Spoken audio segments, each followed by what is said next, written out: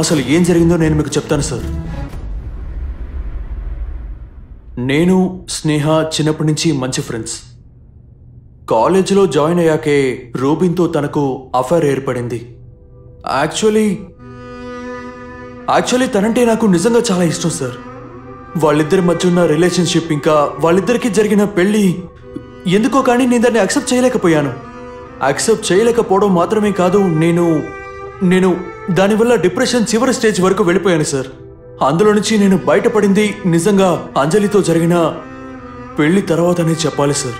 అంజలితో పెళ్లి జరిగి మా ఇద్దరి జీవితం సంతోషంగా సాగే సమయంలో ఈ రూబిన్, స్నేహాలు ఆ ఫ్లాట్లో ఇద్దరు కలిసి కాపురం ఉండేవాళ్ళు. చాలా సంవత్సరాల తర్వాత తన్ని చూడగానే నాకు సంతోషంగా అనిపించింది సార్. కొన్ని రోజులు గడిచాక వాళ్ళిద్దరి ఫ్యామిలీ లైఫ్ ఫెయిలియర్ అని తను మనసులో చాలా బాధపడుతోందని నేను తెలుసుకున్నాను సార్.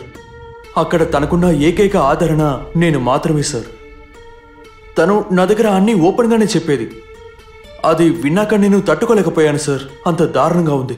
అప్పుడే సార్ నాకు ఒక విషయం తెలిసింది, నేను తనని ఎంతలా ఇష్టపడుతున్నాను అనే సంగతి.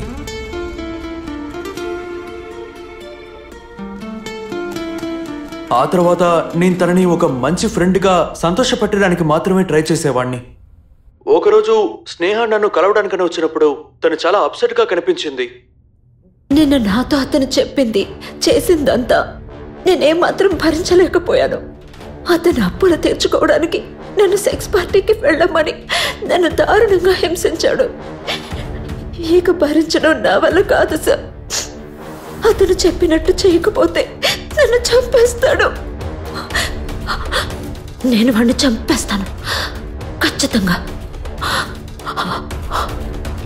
నేను చెప్పినట్టు చేయకపోతే నన్ను నేనే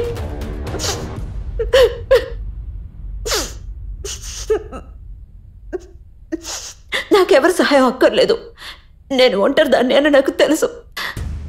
నేనే ఏదో ఒకటి చేస్తాను. స్నేహ, నువ్వెందుకు భయపడకు, నేను నీతోనే ఉన్నాను కదా.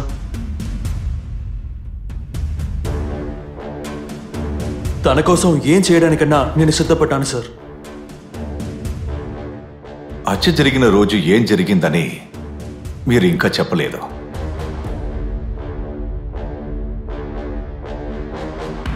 నేను స్నేహ ప్లాన్ చేసి రూబిన్ని హత్య చేయడానికి ఎదురు చూస్తున్నాము. అతను ఎప్పట్లాగే పని ముగించుకున్నాక ఫ్లాట్కి వచ్చాడు. తను లోపలికి వస్తున్నప్పుడు అతను కంట పడకుండా నేను లోపలికి వెళ్ళి దాక్కున్నాను.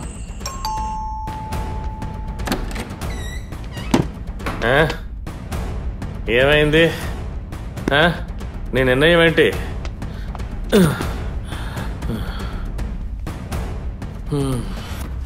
ఏంటి సమాధానం చెప్పు.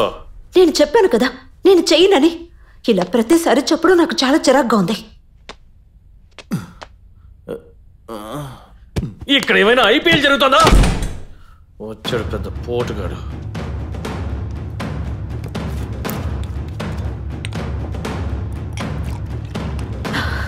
అన్నిటికీ కారణం ఇదిగో ఈ తాగుడే.